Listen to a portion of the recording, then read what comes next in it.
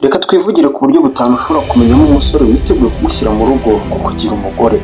Abasore n'abagabo mube hafi, wenda ntimwazongera kujya mwishora mu bintu by'abagore igihe kitaragera, mutarageza igihe.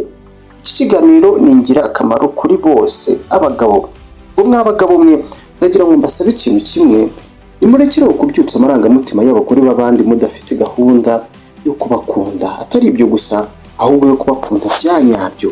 Biratangaje ukuntu twibagiza ukuntu umugabo mubi mu buzima, umugore, umukobwa umwe mubi wenyine utagira uwa kabiri, ndetse n'urukundo rw'ubuhumyi rumwe.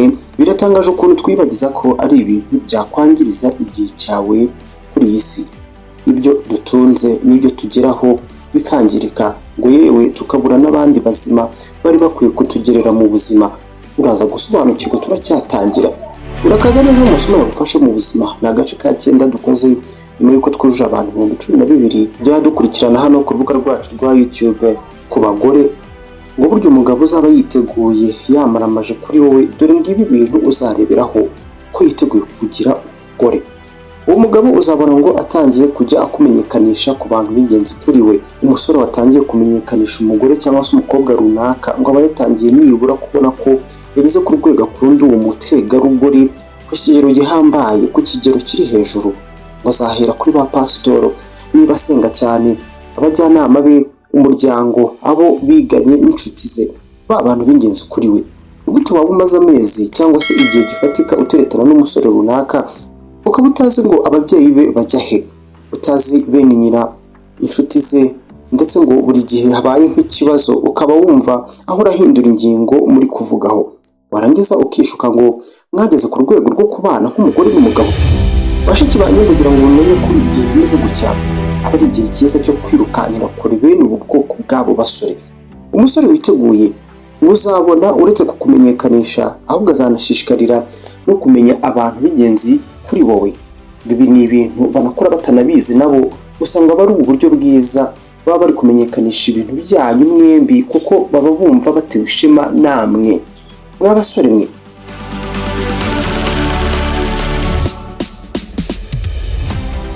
umukobwa mudakora ibi bintu nabimenye muramubeshya. Ubwo hari n'ikindi kintu mwamumushakaho.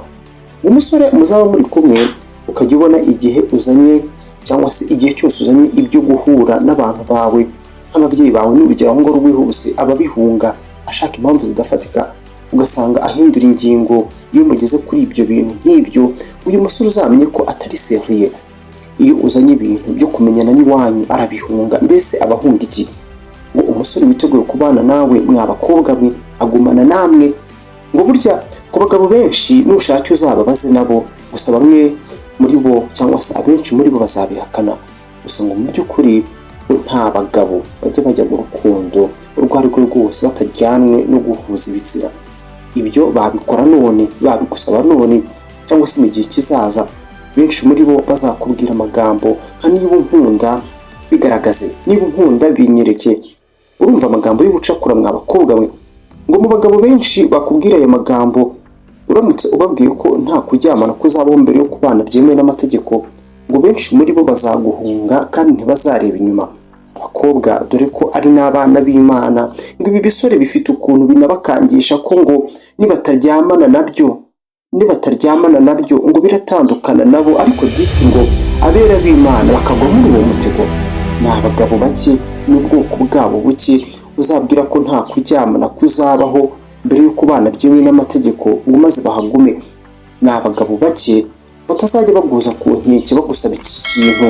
Ni bake bakihanganira kugumana nawe, ni bake bakihanganira kutagusaba kubavira mu buzima bwabo igihe wabimye icyo gikoresho cyanyu mwigendanira mw'abakobwa mwe. Ngo ntimuzayobe, reka bizababera ikimenyetso. Nk'umugore cyangwa se ku mugore hari ikintu wagakwiye, cyangwa se hari ikintu abagore bagakwiye kumenya.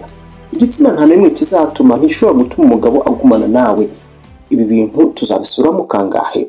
Umugabo utakwifuzaho ibintu bizima arashira akaguta ku gasozi. Niyo mwararyamaniye mu bihugu 230 byo ku isi, ibihugu 230. Umugabo ugukunda azagumana nawe niyo waba ntacyo ufite. Ngo ni igitsina turi kuvuga hano. Umugabo witeguye kugushyira mu rugo uzumva ahora yagushyize muri gahunda ze ndetse n'imyanzuro ye iremereye hose uzabonekamo. ngo burya nutangira kubona umugabo agushyira mu mipango ye y'ahazaza n'imyanzuro ye y'ubuzima, uzamenye ko ari kukubona mu hazaza he. Ikintu ntakwifuriza muri ubu buzima ni uko uzabana n'umugabo uguhisha, ugira ibyo aguhisha. Gusa no ku bagore ni uko, no ku bagabo ni uko. Bagabo ntimuzahure n'iki kintu, ngo hari ubwoko ubundi bw'abagabo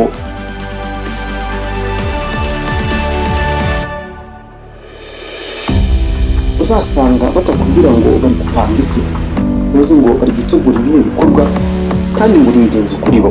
Uzasanga batakubwira ngo mbese bimeze bite, icyo bakora gusa ujya kubona ukabona urababonye, hanyuma nanone bakongera bakaburira igihe bashakiye. Uyu mugabo ntugatekereze na rimwe, ntuzakore ikosa ryo gutekereza ko akubona mu hazaza he niba umwifuzamo umugabo. Buri mugabo burya aba yifuza kurongora, gushaka cyangwa se kugira umugore uzamugirira umumaro mu buzima bwe. Umugabo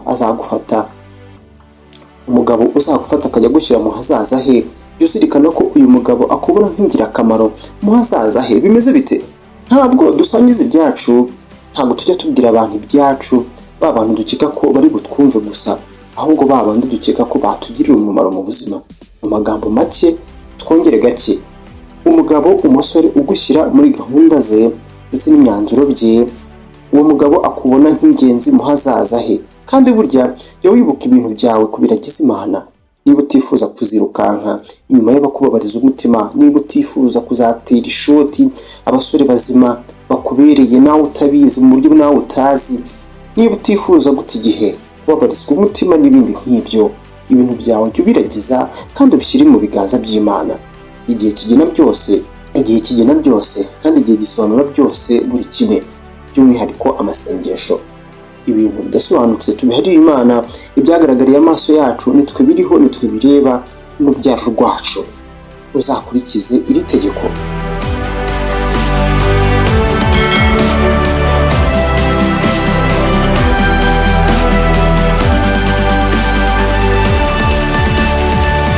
Kuba uri mu mubano n'umuntu runaka bidasobanutse, uzamfasha ntuzagendere mu buyobe.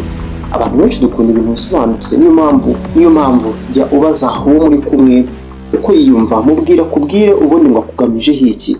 Igihe cyararangiye cyo kugendera mu buhumyi. Byaba ari ikibazo cyane uramutse utajya umubaza ibibazo wumva bigukomereye. Mubaze byose utekereza. Ibi ni ibintu bizagufasha kudatakaza igihe ndetse no kwangiriza amarangamutima yawe, kandi bizagufasha kwifatira imyanzuro. Imana izaturinde amahirwe mabi muri ubu buzima, kandi mu izina rya Yesu.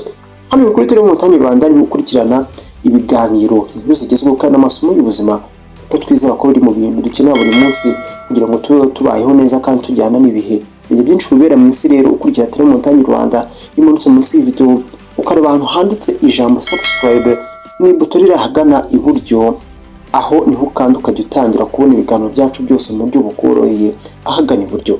Sangiza iyi video inshuti zawe kugira ngo dufashanye muri ubu buzima, muri ko tujye dufashanya mu buzima mw'abantu mwe. Isangiza abandi hari aho yagirira umumaro. Nuko dusoje episode agace ka 9 mu masomo yagufasha mu buzima, duhurire mu gace ka 10. Ntitwibagirwe kureba ahagana munsi y'video handitse ijambo subscribe ni iburyo, mukahakanda kuko bibafasha kujya mubona ibiganiro byacu byose mu buryo buboroheye mu gihe kizaza. Kanda like ndetse utere comment, uduhe igitekerezo cyangwa se inyunganizi kugira ngo iyi video ibashe kugera ku bantu benshi. Samuel Mugisha niwe mumvaga, Imana imfashe muri ubu buzima. Dusubire mu bindi biganiro.